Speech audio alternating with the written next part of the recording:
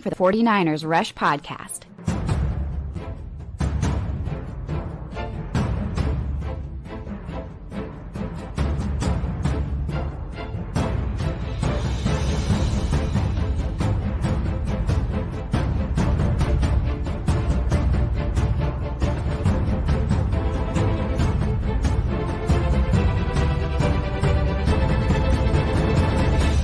And here's your host, John Chapman. What is going on, 49ers fans? It is absolutely incredible to be with everybody today. Hopefully everybody had a wonderful Christmas and people had a good time with their families, if that's what you celebrate. Love all the hashtag CCs. And let me just throw this out there. We are giving away a hat on tomorrow's show. Okay, there's two-way, one of these residency bad boys, because we hit 20,000 over on the Twitter Bird app, which is awesome. Very, very thankful for all of the people coming through. So get your hashtag CCs in. I'm counting today's and tomorrow's show, and we'll announce the winner of the hat over there on tomorrow's show. We're going to be giving two of those away this week. We already gave one away to Patreon. Congrats to Chuck, who guessed closest to Christian McCaffrey's total yards. We do Patreon preferred giveaways all the time. So that's over there. Thank you, Melissa. She says, congrats on hitting 20K. It's crazy when you think about it. 20,000 people is a lot of people. Most of them are bots, but that's okay. I'll take it. Now, today, I'm excited for one of two reasons. I woke up early and tried to do my traditional, Monday morning, it's film breakdown time. We're going through, Patreon, all that stuff. Well, the NFL, thankfully, and I like this is a good problem, gave off their film people, apparently, because none of the film was loaded from the NFL. So woke up early this morning, did not get a chance to break down film, but it was kind of a nice morning just going through stats and different types of things. And that's kind of the stuff I want to share with you today. So we're going to be going over the good and bad grades, through Pro Football Focus, but also Pro Football Reference, paid attention to some stats, where the 49ers rank offensively, defensively, all those things, and all of that while getting to your questions. So Clayton is not with me this morning, so if you guys want to throw in, just tag me in the chat, then please let me know, and we will go forward with that. And Andez BK says, hey, John, do we figure out the NFI controversy? Man, I'm holding to my guts there until I've looked and looked, and I've had other people look and look. The fact that Curtis Robinson coming off the pup counted, I just think it counts. It goes through with what it is. I wish I was wrong, but I don't think that it's really going to be a main issue, because I don't think that they're going to be bringing back the rookie, Kalia Davis, or I guess bringing up the rookie, and he not coming back. He hasn't played at all. I don't think they're going to. And let's allow this. I was going to start with the offense, but that question, I love it. Let's talk about the top graded defensive players for the 49ers. Now, again, this is off of Pro Football Focus. It's not gospel by any stretch, but I think that it provides a really, really good snapshot on how players did snap in, snap out, right, on a positive or negative grade. So basically what they do, and if you don't understand, you can receive a +2 points or a -2 points. So whatever. You take that. There were 73 defensive snaps, which was a little more than I thought. My guess was 62. They got 73. They did start throwing the ball late, but the number one player, shocker, Nicholas Bosa, that dude, he's unreal, man. Played 55 of 73 snaps, okay? Had a 92.2 grade. 90 and above is all-pro, elite, very, very difficult to get. 91.9 pass rush, 75.5 tackle, 76 flat run defense. Let's go through some of these stats he had. 8 total pressures. That's stupid, especially whenever you consider there were only 27 pass rush snaps that he was in there for. He got 8 pressures on 27 snaps. So basically, 1 out of every 3, 3.5. 1 out of every 3.5 snaps, that dude's getting a pressure on the quarterback.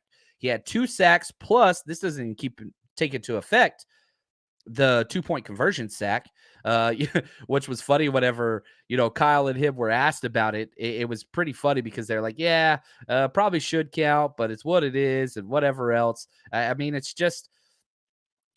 interesting whenever you look at just He's unreal, man. There's no doubt who the best player on the field was. Offense, defense, both teams. It was Nick Bosa consistently. And shout out to the Honorable Juan Solis, who worked during his Christmas break. I love that man. He's awesome. Worked during his Christmas break. He got some of these clips for us. Here is the head coach himself talking about just how great Nick Bosa is. It's awesome. Who are you talking about? Oh, okay. I didn't hear the first part. Oh yeah, I was like, it's great. It's a lot better than when you don't feel like anyone is. That's not fun in that situation. And to have Nick on defense is great. We got so many players out there, but always when you have a pass rusher who's as good as Nick, those are the guys who have the best way to change the game. On that last drive, it's so hard for me because I got to do my job and take them out. And I know he's going to look at me right away when I do that because he wants to keep adding up his sacks, but had to do that for the Niners. Yeah, and it's awesome. And I'm glad that he took him out. Bosa even said, I don't have that clip, but said, yeah, I get why he took me out. It makes sense. He's like, I gave him, a little, I think he called it guff, which was interesting. We'll see there. Melissa says, John, is there a John and Wayne show tomorrow? Man, I have not talked to Wayne about this. My wife has a Christmas party during the traditional John and Wayne time tomorrow. So I've got to reschedule with Wayne. We will have a John and Wayne show. We're going to be in Vegas this week. So you're going to get a lot of John and Wayne content. But the timing for tomorrow, we will have to see. My oldest son's back in town as well. So I'm trying to spend as much time with him as possible and all those things. So the schedule might be a little wonky this week. Just please a little leeway there. But if you follow us on Twitter at JL_Chapman or on YouTube, where most of you guys are watching this now, as soon as I know, I'll put the live show up in the schedule so that you guys can see when that's coming. But yeah, there will be a show tomorrow. Just not quite sure when. Trying to piece these things. It reminds me of whenever I was teaching and coaching last year, where I would have like a 55-minute window to record a 40-minute show, and it was just like, you got to move pieces around. It's just what it is. What's up, Camper? Dude, the man. If you guys haven't checked out the Camper Report on YouTube, go do that. This kid knows his stuff. I've been on his show. He knows what he's talking about. I love it. Now, so Nick Bosa was number one. Number two, this is, if you watched the live reaction show, I said the two players that stood out most, Nick Bosa and number 75, Jordan freaking Willis. Dude came out and balled. He had an 87.5 grade. He only played 28 out of 73 snaps, but pay attention to these snap rates for defensive ends. Sampson played a lot, 49 snaps. So again, Bosa 55, Sampson 49, Jordan Willis 28. Keep going down, keep going down, keep going down. Is that it?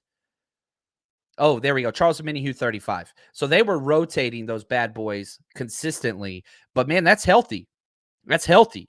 And, I told you when we were doing the scouting report, there's a big difference between the 49ers and Washington because they don't rotate. They keep their guys in like crazy. You look at their defensive line, Deron Payne, 50. Jonathan Allen, 50.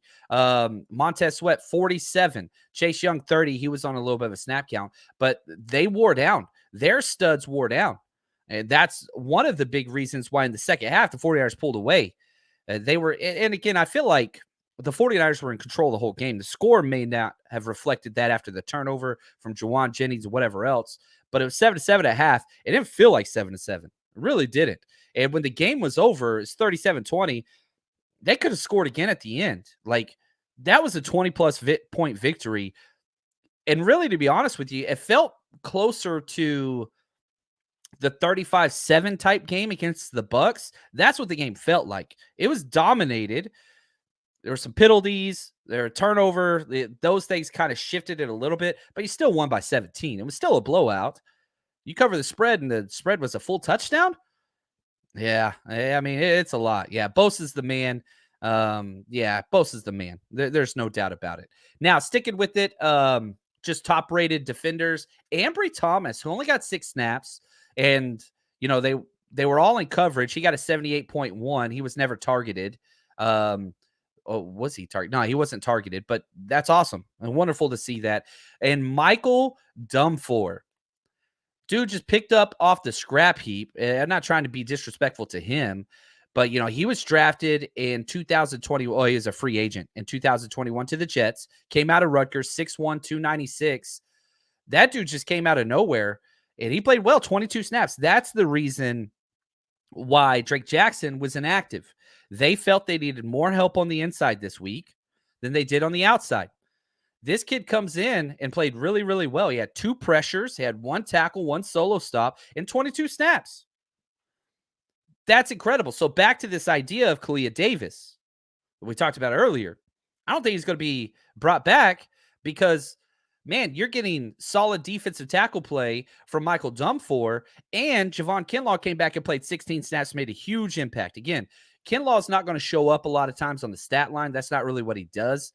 He did have 1 tackle, 1 solo stop, and 16 snaps. But, man, you go watch that 4th and 1 on the goal line. That's Kinlaw all the way. That's the impact that he makes. So Armstead's back. Kinlaw's back. Now you got this Dumfor guy. I thought he played really, really well. You got Ty McGill, didn't grade out well, but Akeem Spence actually had one of his best games. He got 19 snaps. Defensive tackle, and that was against a stout running attack. They did their damn job. And probably one of the coolest stats of the whole year. And shout out to my man, Jack. I don't know if he's watching this right now. I saw it on his Twitter feed. I can't take credit for it. The 49ers have not allowed one rusher of over 100 yards, 90 yards, 80 yards, 70 yards, or even 60 yards rushing. Not one. Now, teams have higher than that, but not one rusher has rushed for over 60 yards against the 49ers. That's stupid. That's stupid good. It doesn't make sense. It's just, and the fact that they're doing that out of base personnel, they're not doing bare man fronts and all that kind of stuff. They might blitz sometimes, but you watch the 49ers offense play, there's 6 off defensive linemen. You watch the, Washington Commanders, there's 4 defensive linemen. It's just weird how things are going right now. And it all starts right there with the man, David. He knows his stuff. Bosa's our MVP. Should be up for league MVP. He's playing that damn well. He's got to be defensive player of the year. This guy's just, whew. It's nuts. It's nuts. Melissa, she says, John, can a non-pro bowler make all pro? Yes, he can. I want to see Drake Greenlaw get some love. Drake Greenlaw has been incredible. This was not one of his best games. In fact, he was rated the worst 49ers on the field. He received a 33.3 grade. So he's been unreal. And, I'm a Drake Greenlaw guy. This wasn't it. This was not his game. He played 66 snaps. They pulled him at the end whenever they pulled all the guys. But yeah, he just didn't play well. And a lot of it was coverage. He struggled in coverage, right? Almost had the interception, batted up, ends up going for a huge first down on 3rd. Drake Greenlaw is going to respond. But yeah, this game wasn't it. But can he still make the All-Pro? He can. I doubt he will. I doubt he will. I hope he does, but it's rough. It's rough. There's no doubt about it. Now, sticking with Fred Warner, he finished 5th with the 76 grade. Jimmy Ward right behind him at 6. And then Eric Armstead, he's the last player, number 7 in the 70s. I thought he played well. 48 snaps, 72 grade. He had 7 pressures, guys. Eric Armstead was all over the place. You had the interception. That was because of Eric Armstead. The dude just keeps bringing it. 6 hurries, 1 quarterback hit, 7 pressures. Dude, Eric Armstead's he's so damn important. People just not going to understand. I just, and it's difficult because it's hard to see with the broadcast view where it's tilted to the side what defensive line players and offensive interior line players are doing. It's just because it's just a mess. When you turn the camera to the end zone view, which is what offensive and defensive line coaches use to grade offensive and defensive linemen, it just opens up and you can see everything. But you don't get that angle. Sometimes they'll show a highlight where you can kind of see, like they did on that 4th and 1. It's kind of the way it goes, right? And so it's kind of weird. Yeah, I thought TY looked productive. He finished in the bottom 5. He got 22 snaps with a 54 grade. He was bad tackling. He had 2 missed tackles. And sticking with that, Talanoa Hufanga right below him. 2 missed tackles as well. Hufanga didn't have a great game. He missed, that huge freaking sack, which would have been huge. coverage was suspect. PFF, I've got to wait to go through the film, but PFF has both touchdowns against him. So, and a penalty. So, and I think both those are correct. I thought it was quarters the first time I saw it, but it was cover 2, that corner. The first touchdown that was on him, he just took the cheese, which is his thing. And I think it's going to continue to be his thing. So we've got to see what that looks like. You know what I mean? Raphael, thoughts on Kinlaw? Like we said, he didn't grade out well. He finished 17th out of 23 players with a 58 grade, had 1 tackle, 1 solo stop. But again, that 4th and 1, oh my gosh, it literally took a touchdown off the board. And so you look at what has been the weakness of this team, go back to the loss against the Chiefs, go back to the loss against the Falcons. It was run up the middle. And so, yeah, they're freaking dominating right there. Steven, John, why didn't the refs recognize it was an interception instead of incomplete pass? Terrible refs. Just terrible. Was it because Kyle he did challenge it. They said it was non-reviewable, and it was smart by the Commanders. They hurried up, and the refs helped them. No, that was a flaw. There's so many flaws. The NFL is beautiful. The game is beautiful, American football, because it has to be regulated, right? There's so many rules and whatever. Like, the rule book is nuts. Whenever I was coaching, I would always give my coaches, and I would go through, like, read the damn rule book, okay? Read through it, mark it up, highlight it, put markers in there, and bring it to the games. Because, when high school coaches high school officials miss stuff all the time. NFL, like, look how much NFL. And so, like, you literally, there are crazy rules that are just it's weird. Like, okay, for example, this is one rule that shifted an entire game on my side. We were playing against a team that was doing cowboy punts. If you don't know what that is, that's where they catch it and basically, like rugby style, they literally take like 5 steps to the right and then kick it on the run. Well, in the rule book, the kicker, the punter, is protected between the tackle box 7 or more yards deep. Okay, so that's like roughing the kicker and all those things. So when they ran, they would run their punter literally just straight to the right, and they would kick it. And usually they would kick it about 6 to 5 yards from the line of scrimmage and outside the tackle box. So I went to the officials before the game. I said, hey, just want to bring this to your attention. They run their punter out of the protected area, and I would show them on the rule book. Look right here. Right here. This is the, Texas high school football rules. He is not protected if he gets outside that tackle. He's not protected. So we're going to bring our corner blitz on this. Our gunner's going to come up, and if he escapes out there, we're going through him. And sure enough, we blocked a kick, but it happened after we blocked a kick. So the first time we didn't block it, but we ran into the kicker. They throw a flag. I come out with the rule book. They wave the flag. Their coach was pissed, whatever else. But, like, there's so many little nuances, right? We did block a kick later in that game, though, which was awesome. I was really proud of that. We won that game. But there's lots of, like, little nuance to all these freaking rules. So much so, can't challenge this, can challenge that. It's total BS. I really wish the NFL would go to full-time refs and remove them from the situation. When a ref puts his touch on a game, I hate it. I freaking hate it. Yeah, I hate it. Scott, yeah, I agree with you, man. Scott says, Kinlaw had a great game, even though he was on a pitch count. He wanted to go back in. He wanted to. And Kyle basically said, nope, we're not going to let you get in there. And he was asked about this. This is Kyle talking about Javon Kinlaw. Seemed like he did well. We were trying to play him 10 to 15 plays.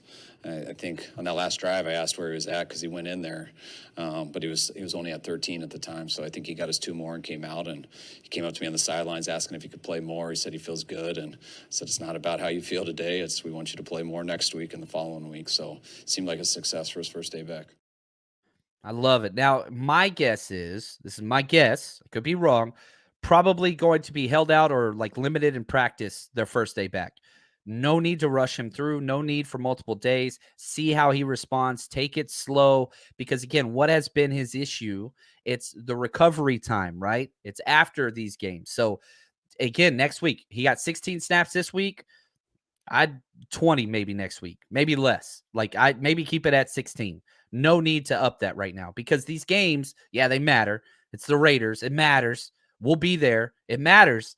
But we've got bigger things in mind. We're not one of the teams that are scrapping to make the playoffs. We already there. We already there. Now, if you are going to the Raiders this week in Vegas, which I'm so pumped about, my wife and family are going to be there too, which is going to be cool. So you get to meet the entire Chapman clan. Come out. We're going to be out New Year's Eve from 1 to 4:30 p.m. at one of the coolest spots in Vegas, the Tailgate Social. It's in Palace Station over by the Strat. It's going to be incredible.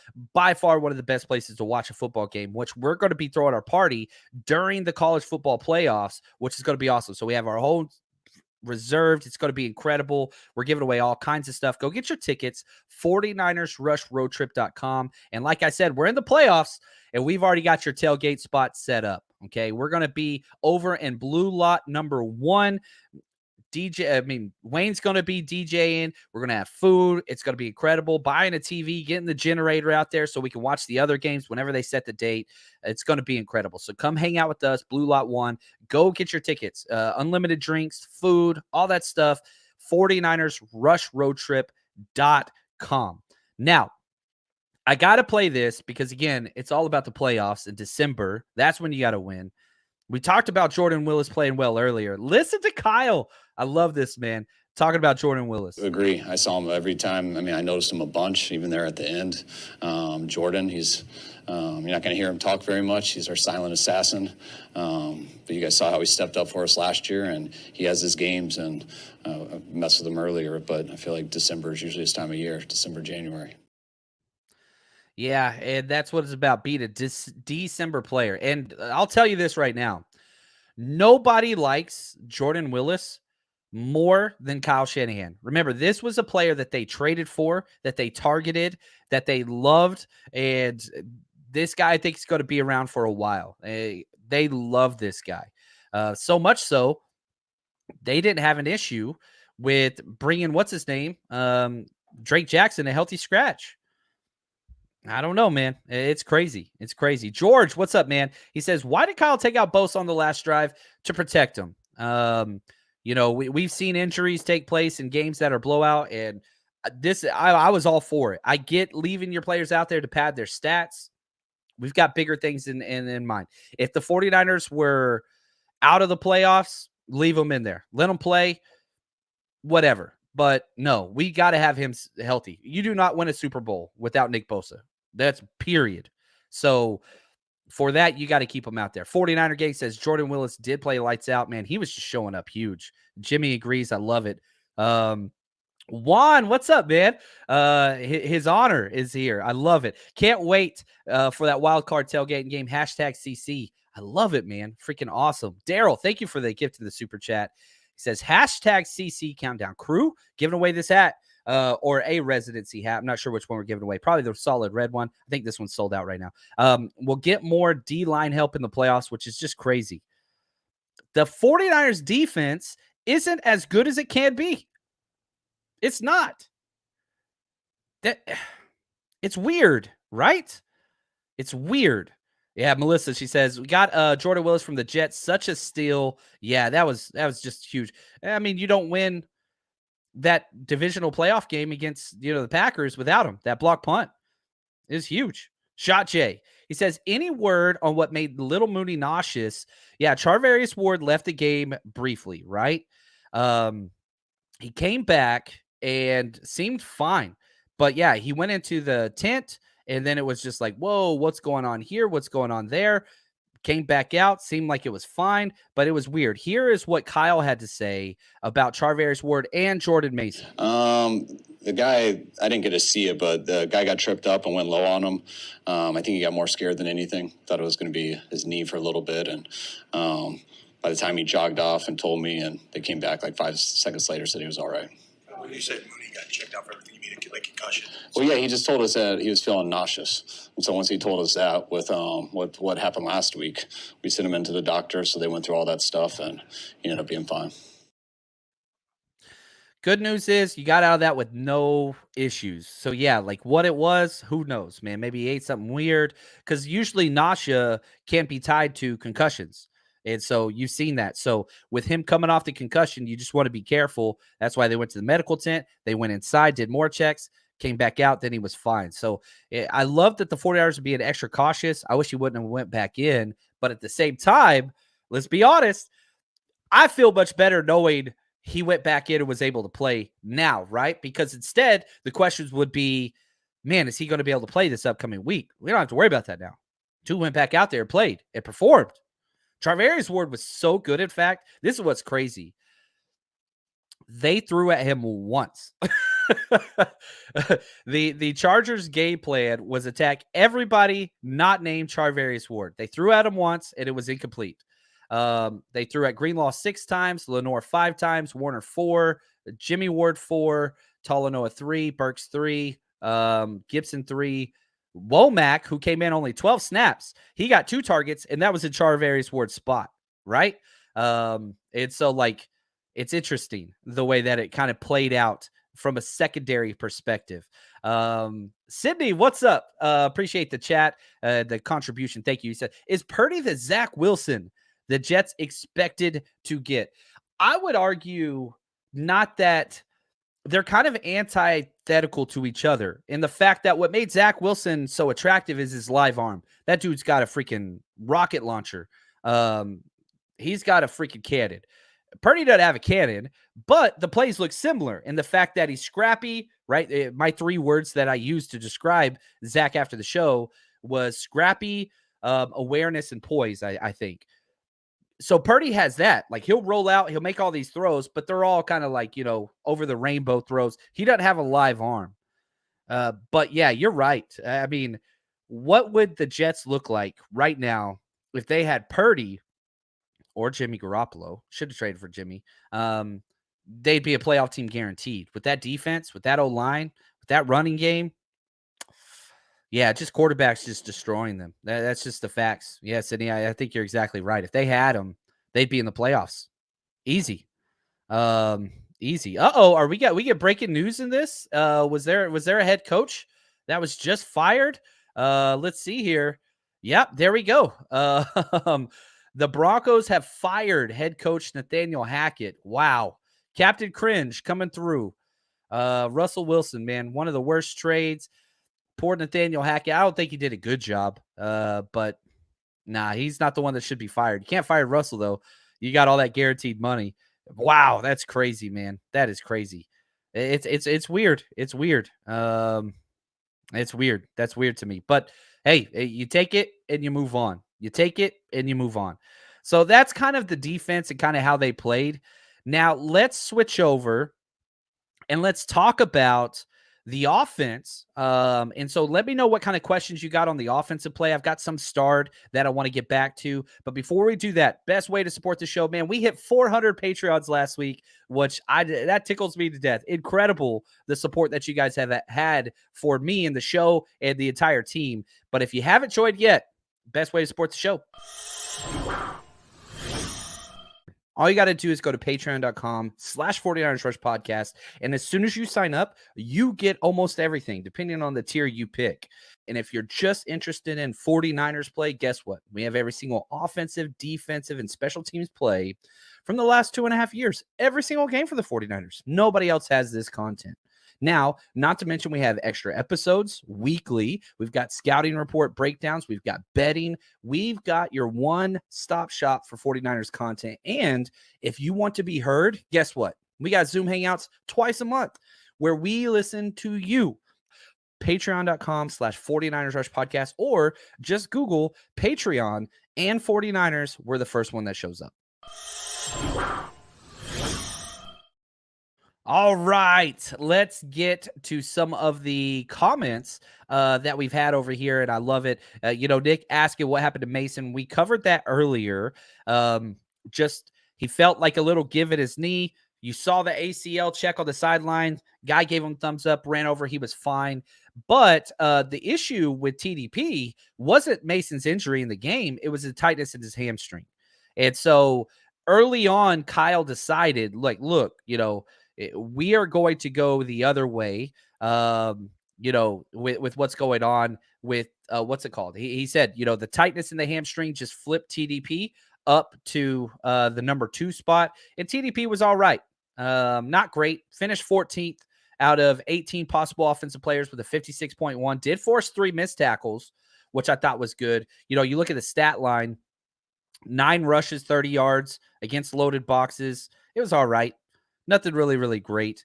But the number one player, and I think everybody could kind of guess this, was none other than George Kittle. He had a 95.6 grade, one of the highest grades. It's almost impossible to get over 95 from Pro Football Focus. Like, he was that dang good.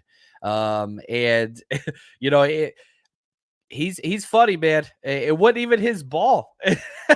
The first touchdown, listen to Brock Purdy, and we'll talk about Brock Purdy a little bit, but I want to spend time talking about the number one player, George Kittle. Listen to him talk about how he's throwing the ball to Ray, and Kittle came and took the ball. Yeah, I mean, I saw George go down the middle, but I was just trying to keep the ball, really down towards the middle to the left side of the field for Ray to run away from the corner that he beat. And then all of a sudden, George hit second gear and stole it basically. But it was intentionally supposed to go to Ray. And I freaking love it, man, because it's, Kittle talked about how, they practiced it in the week and he's supposed to flatten his route, but there was a defender there. And so he was like, man, I'm not going to just keep running to coverage. So he kind of just angled it up and ran to open space. And listen to head coach talk about it, man. I freaking love this. I mean, Kittle's supposed to go across the field. Ray's supposed to run a post. The middle of the field was wide open. And Kittle's just natural reaction was to go to wide open spots. And I think that's probably why Brock hesitated a quick sec, because it just looked weird with two guys there, but he still let it rip. And I'm just glad that Ray didn't try to intercept it from him at that time. Yeah, and so it's kind of whatever it is. Kittle's incredible, man. Just what he's able to do, play in, play out, whether it's a run play, pass play. There's no weaknesses in his game. There's no weakness in his attitude. The dude he's incredible. And I know people, it's weird because I go to a lot of these Niners games. I think I'll be at 12 this year when the season's over. 85 is the most represented jersey out there. I'll be really, really honest. It's the most worn jersey at Niner events. It's 85. It's 85. It's my son's favorite player, George Kittle. He loves him. But at the same time, anytime it's almost like a bell curve, right? Like the amount of people that love George Kittle, there's people that for some reason just have something out against him. Maybe it's his personality, irks people the wrong way. I don't know. It's weird, but I just don't understand how people could not fall in love with this dude. I love him. George, yeah, he brings it up. Christian McCaffrey stole a touchdown ball from Kittle later in the game, and Kittle talked about how he's had 5 touchdowns called back because of penalties. So he said he's going to get it no matter what. If there's a way for him to get a touchdown, he's going to go out and get it. I love that mentality. So let's look at where George Kittle is. He's got 713 yards receiving so far on the year. There's only 2 games left. So you're talking about, to get to 1,000 yards, Kittle's going to have to get 290, that's a lot of freaking yards. But you look at what he's done in back-to-back weeks. I mean, he got 120 this week. He got 93 last week. I don't think that he can get there because of the games he missed. Remember, he didn't play in week 1 and week 2, and there were several times that he just wasn't featured very much. I don't think he's going to get to 1,000 yards. But touchdowns, I think, is important. He's at his career high in touchdowns. He's never had over 6. He's at 8. Never had over 6 touchdowns in a year. He's at 8. And I think this is kind of a testament to the 49ers as a whole. Offense is clicking, baby. You look at the ranks, you rank all 32 teams offensively, which Niners defense has been one forever. Defense, they creep it up, baby. We are top 10 now. We are 8th in points scored, and we're 9th in total yards. This was we were down below 16 for the first half of the year, slowly crept up. Now you're top 10. You're top 10 in almost every category offensively. We know defensively it's nothing but ones. But here we go. I'll go across the board. This is Pro Football Reference. 8th in points scored, 9th in yards allowed. This is the 49ers offense. 3rd in turnovers.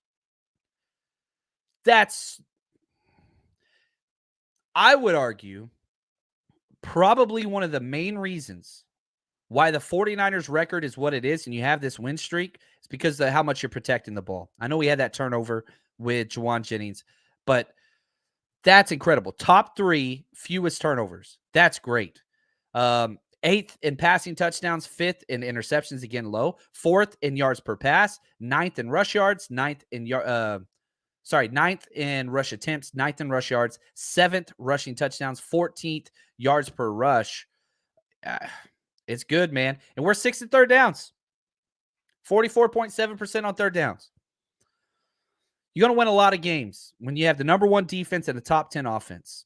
You're going to win a lot of games. Yeah, man. That's crazy. That's crazy. Now back to let's do some Purdy talk because he was number 2. He finished with a 79.7 grade. Now, you look at the stats, they're good. He's always good.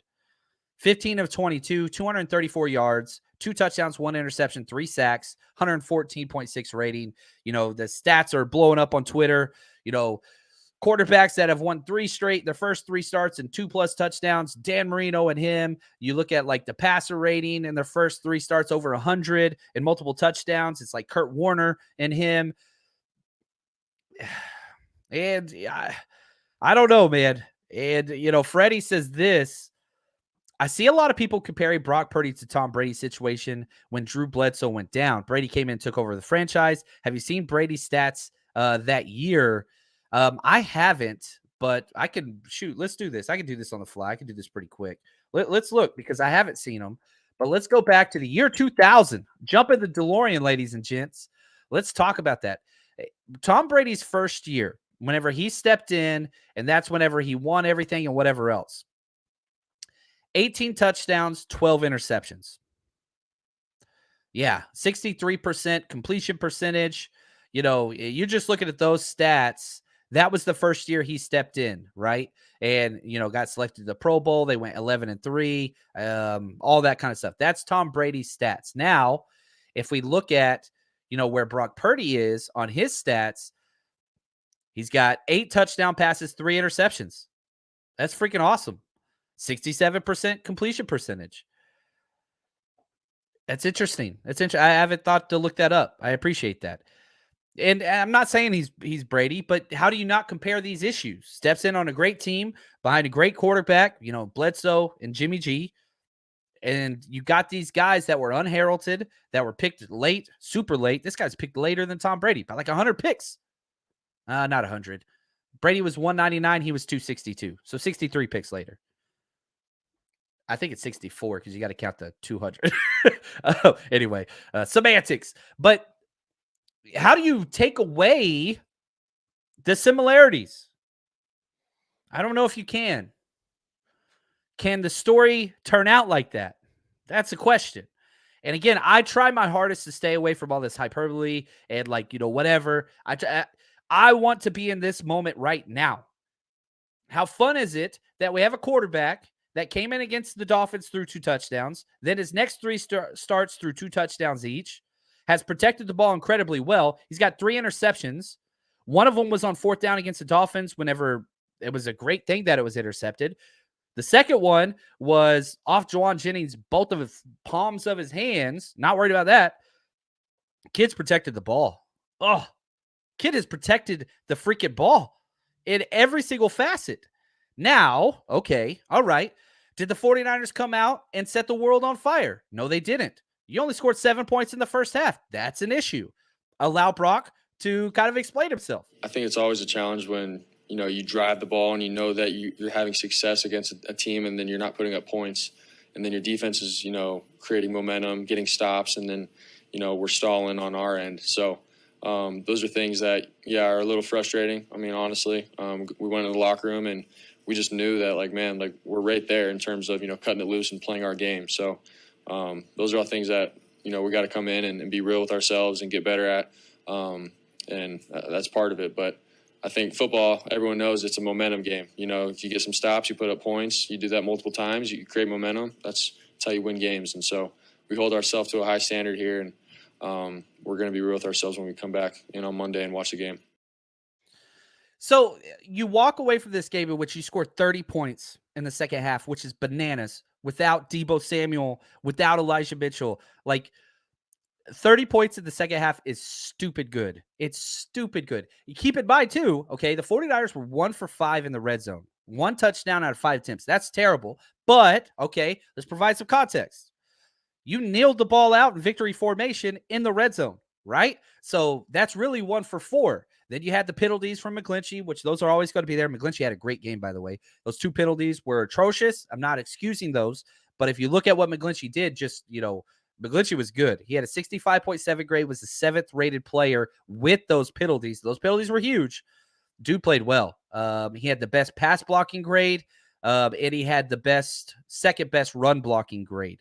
Like, McGlinchey had a good game, really good game against Chase Young, against Montez Sweat. He played really well. The 2 false starts, cool. All right. You can go at that all you want. I'm not taking that away. And if that just pisses you off more than anything, I totally understand that. I do. But this team struggled scoring touchdowns. And one of the reasons, Nick, I love this question. What's your opinion on Shanahan going forward on 4th down these past couple of games instead of getting points out there? Let's give the defense cushion possible. That's my take. You go back to early in the year, everybody was pissed off because Kyle Shanahan wasn't being aggressive. My thing is this, okay, who are you?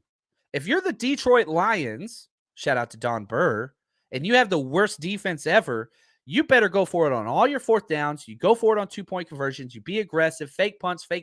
That's who you got to be because you're giving up 300-plus yards rushing to the damn Carolina Panthers, right? You're a terrible defense. You can't stop anybody. You're firing coaches midseason, still not working. You are not that team. You are not that team. You are a team that has one of the best defenses of all time, and you're playing against an inept offense team like the Commanders, who can't score over 20 points to save their damn lives. So points are at a premium. This is John Chapman's take, and I know a lot of people are probably going to disagree with it. That's okay. This is just my take. Who is your team? Points are at a premium. You're not good in short yardage situations. Why? Because they load the box, whatever else. I hated the call. I really didn't like the call at all. The handoff to your fullback to run speed option into the boundary. I didn't like it. And let's allow a conversation to take place, a dialogue, right? So let's let Kyle kind of speak what he said about it, and we'll break it down a little more. No, I thought we should have got him in the 3rd and 1. I'll see the film. My heart thought we should have got it. And then I felt good about the next play too. So we thought we could get it, like the look and stuff. We just came up short. There at the end of the game, it was just more, what was the difference between 13? And I think it was, what was it at the time? 13 or 10? Yeah, so it was still going to be a 2-score game. And once I had a little more time to think about it, actually, once I sent the field goal team on, it hit me. Fortunately, I had another timeout, so used that and thought of a play to run on 4th and 3. Yeah, so shout out to my man, Nick. He says, happy, what's up, Merry Christmas. I love it, man. Nick's good people, great people. And so, okay, I'm just telling you right now, I would not be a fan favorite with this defense. I'm kicking field goals every chance I can. I don't care if it's 4th and 1. If I can't quarterback sneak it, I'm kicking a field goal. Now, the second 4th down, which we went 1 for 2, that was the correct call because you're up 10, right? And there wasn't that much time left. So 10 points, they have to score 2 touchdowns to win or to tie, whatever. You kick a field goal, you go from 10 to 13, it doesn't change anything. They got to score 2 touchdowns. So it was the right call the second time to go for it. I'm kicking that field goal early. I'm kicking that field goal early. That's all there is to it. Real quick question. I think we were 2 or 3. Let me see. Tim says, what were we ranked in 2019? I can go back right now. Boom, right there. In 2019, we had defensively, we had the 8th defense from points, 2nd defense from yards. Offensively, we're 2nd in points and 4th in yards. So both top 10. So again, if we just look at points scored, which I think is probably one of the truest metrics, 2019, 8th defense, 2nd offense. And if we go to this year, let's see here, got to load the page. We are 8th on offense and 1st on defense. So if you combine those, right, 2 plus 8 is 10. Combined, we're 9. The lower the number, the better. So from a team standpoint, make no mistake about it, this year is way better. And one of the best indicators of that is the point differential. That is, let's be real, what the 49ers are doing collectively. They have the highest point differential in the entire NFC at 145. They're ahead of the Eagles. They're ahead of the Cowboys. Man, you know what? It's crazy. Only 4 teams in the NFC, I'm looking at this now, have a positive point differential. Only 4. Because the NFC sucks. There are literally 3 good teams. The Vikings are +5. We're 145. Eagles 137, Cowboys 133. There's only 3 teams. The fact that, again, there's 16 teams, 4 have positive point scales because they're just blowing everybody out. You go back to 2019, I talked about this on the show. Every game was close. The cardiac kids. It was stressful. I was sweating. Like, every single game was just like, oh my gosh, this field goal. Oh, not anymore. 49ers have played 2 games within a touchdown. That's it. Every game's a freaking blowout. Every game is a freaking blowout. Oh, I missed this comment. We were in the DeLorean again going back and forth. I like it.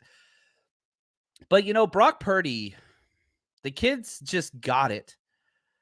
And I'm so excited to just allow this to continue to kind of marinate. Why don't you let that marinate? Shout out to Letterkenny. But it's, I don't know, man. Can't get complacent, which he talked about. It's unreal.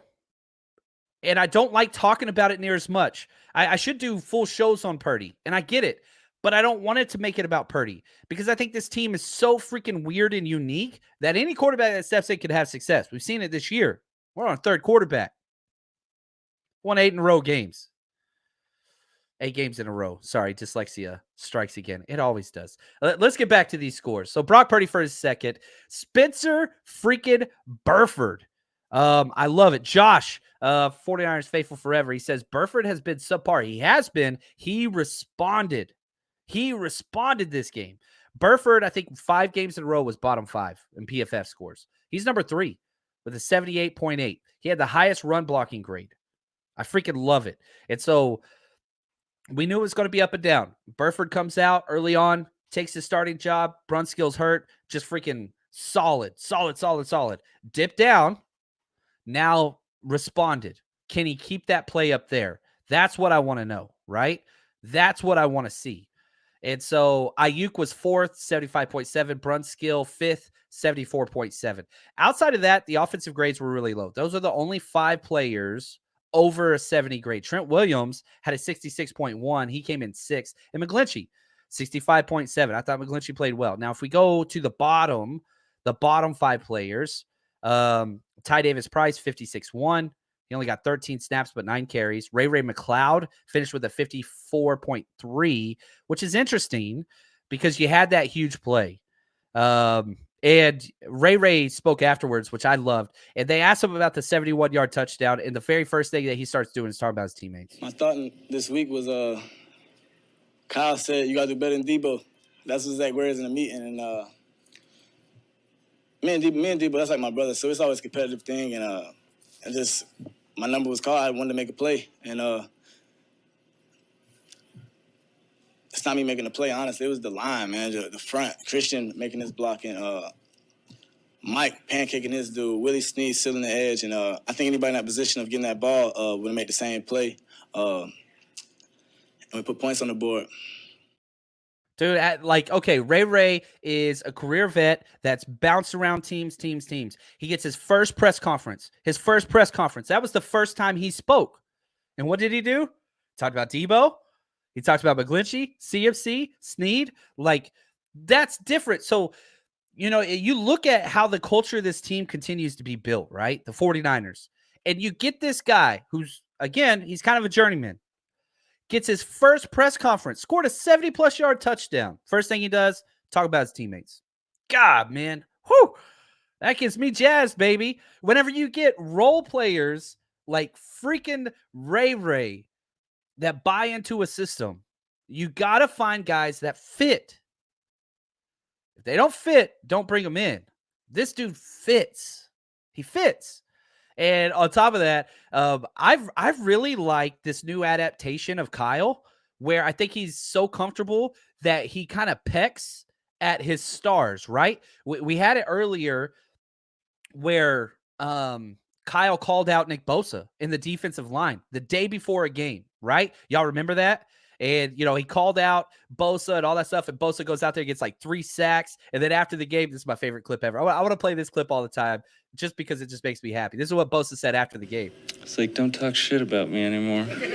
or talk more shit about me, because light the fire.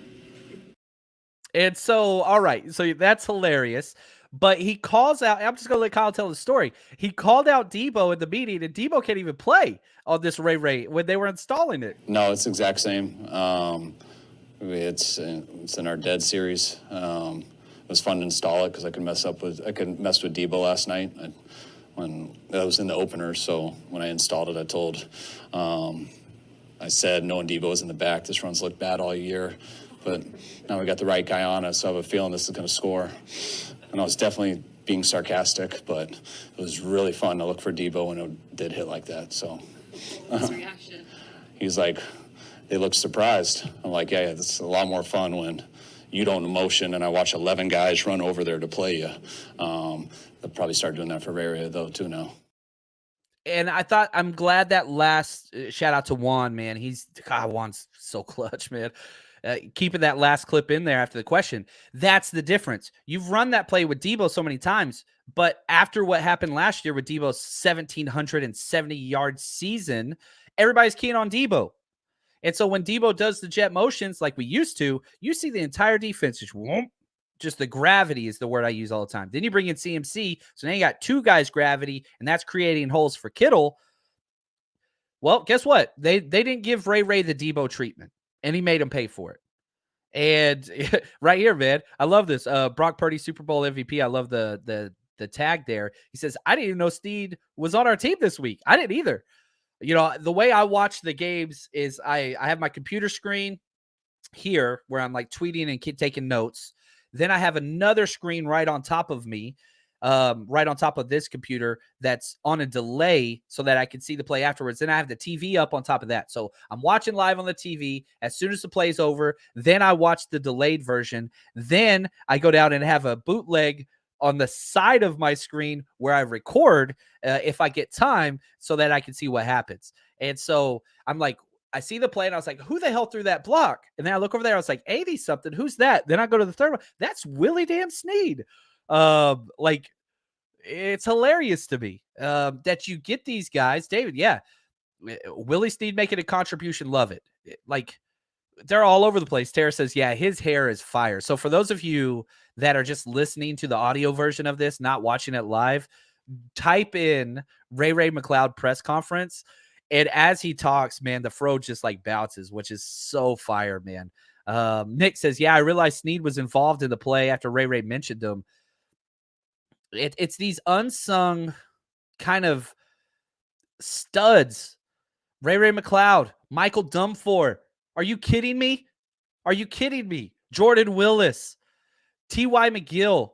You get the Ambry Thomas coming in. Like, every team has studs, and probably the clearest example of this conversation is how I have talked about the Rams for 5 years. And I've been saying for 5 years, top heavy, no depth, bunch of Jags. If they stay healthy, they will be great. If they have injuries, they're going to be trash. Well, the Rams were the most healthy team 5 straight years in a row in the NFL. The least amount of injuries.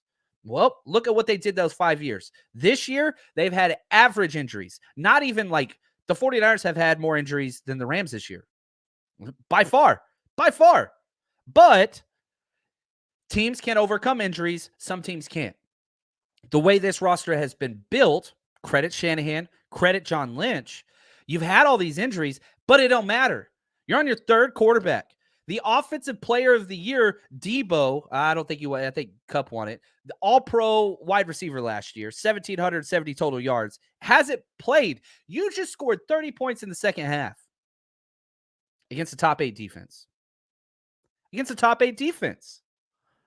So,